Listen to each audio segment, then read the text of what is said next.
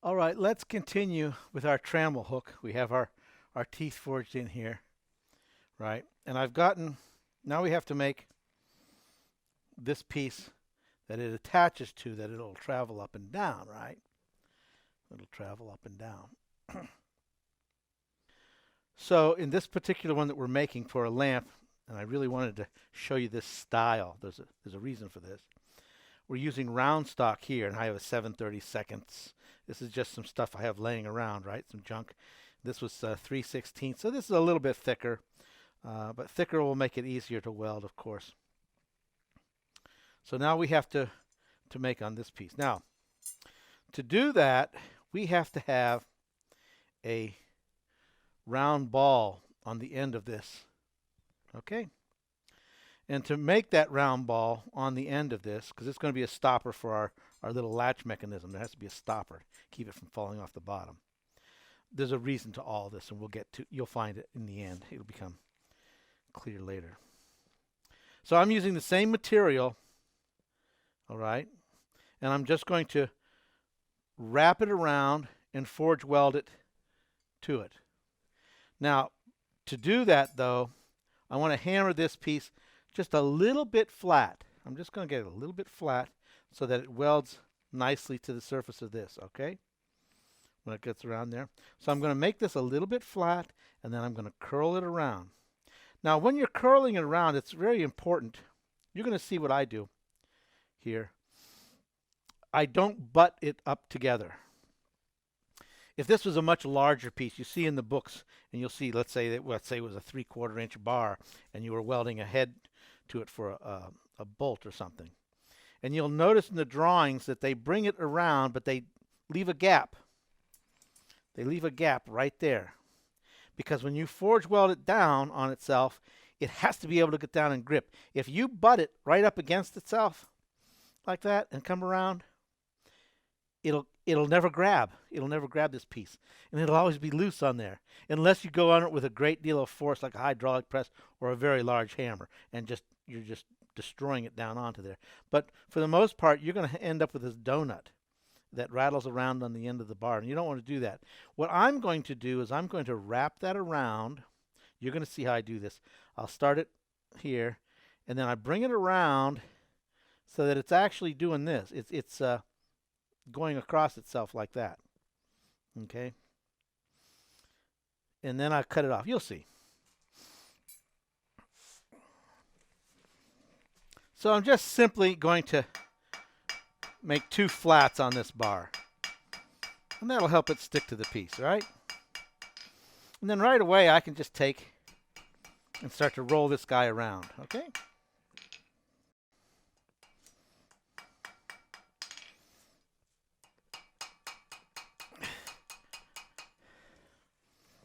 I'm just going to roll him around really tight. He's got to be really tight because he's going around that little bar, right?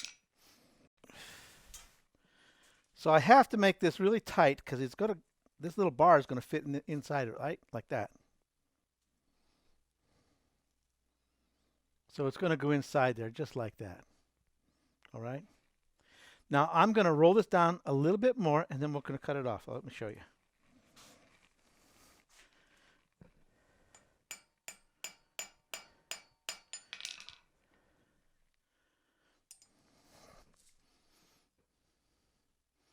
Can you see what I've done there? Can you see that here? I'm going to cut that almost off at an angle there. Let me make the cut and I'll show you. Now I'm going to bring this out on the Hardy tool, and you see I'm going to cut it at an angle so it can overlap this piece. So it's going to be kind of red hot and you're not going to see real well. Okay, but I'm going to cut that. Get my hammer out of the way. So now real carefully, you see that line, that bevel on that piece. I'm going to continue that same line with my new cut. And I'm going to cut right down through, but not all the way through, right? There you can see it. I hope you can see it. This guy fits down into it. See, like that? And then I'm just going to break that off. And it is now on this piece, this little collar. Now let's set that collar up to work. Okay, now just bringing that out to the outside edge. See, I'm going to put this right in here, and I'm going to tuck that end in. You see what I just did? I tucked that in. I'm going to turn it.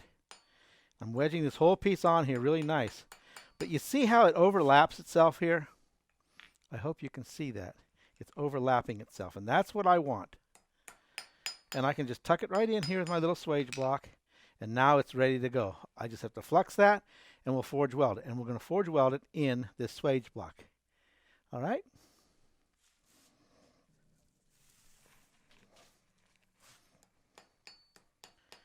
With a really small hammer, a really light hammer, light blows, just put that guy together.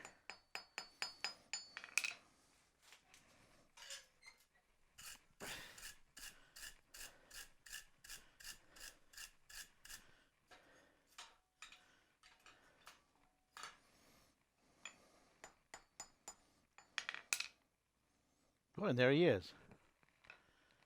Let me straighten that out.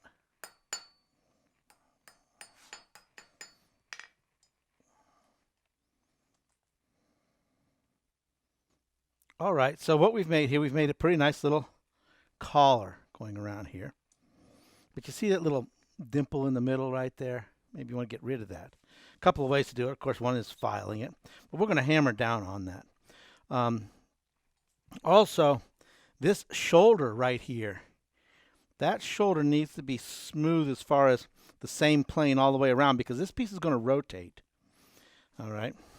So what I do is I have a header plate like this. Just a little plate with all various holes in for various size in it. And what I'm going to do is I'm going to slide this guy through here, because it's a long rod, and I can hold it at the fire like that.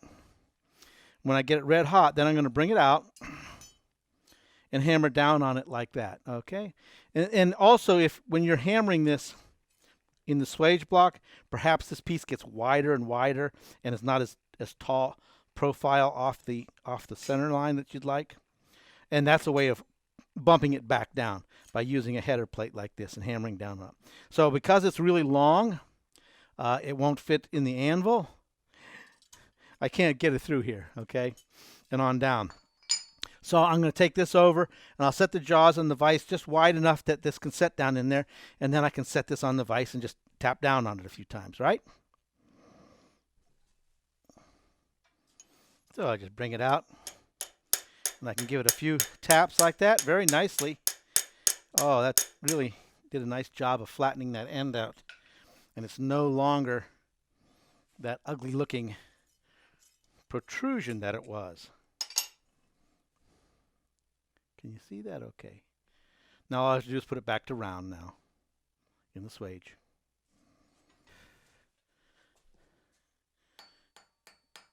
And it's just a light hammer. And I want to true it up on the end of that shaft. So I'm bringing it over here, right? And again, just a light hammer, giving it a little light bevel. Pretty nice. You can also use your swage this way to get it right in line. All right, let's brush this. Trued it up nicely. And now let's give it a little light brushing here. Don't forget there's flux on that, so you're going to want to quench it while it's hot sometime to boil that flux out. Let's do that right now. Yeah, that's taken care of.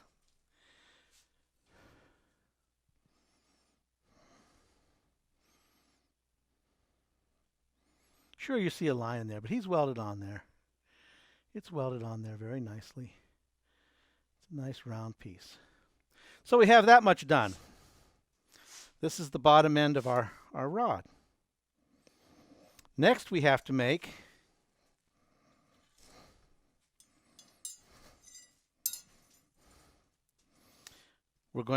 that little keeper that goes between the two that this thing ratchets up and down with, okay? So we're going to make that little keeper next.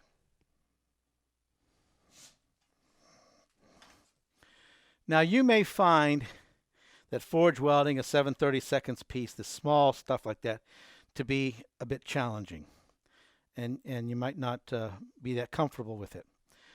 There's nothing stopping you from doing this in a larger scale. Remember, Dan Boone says big is easy, small is hard. So if this is your first time and you're not as comfortable with forge welding, go ahead and make it bigger. This can be 1/4 inch, and then forge weld around that.